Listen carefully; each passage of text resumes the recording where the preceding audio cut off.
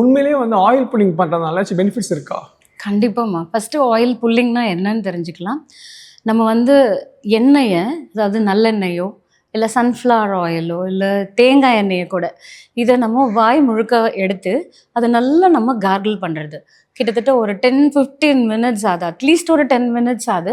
இதை நல்லா நம்ம கார்கிள் பண்ணிக்கிட்டே இருக்கிறதுனால நமக்கு என்னென்ன பலன்கள் அப்படின்றத ஃபஸ்ட்டு தெரிஞ்சுக்கோங்க. இது ஃபஸ்ட்டு ஓரல் ஹைஜீனை கரெக்ட் பண்ணும். அதாவது நம்மளுடைய வாயில் இருக்கக்கூடிய கிருமி நாசினியாக இருக்கிறதுக்கு இது ஹெல்ப் பண்ணும். இப்போது சில கண்டிஷன்ஸ், எக்ஸாம்பிள் டயபெட்டிஸ்லாம் எடுத்துக்கிட்டோம் அப்படின்னா நமக்கு சுகர் லெவல் அதிகமாக ஆக நம்மளுடைய அந்த கம்ஸ் எல்லாம் வீக்கன் ஆகும்.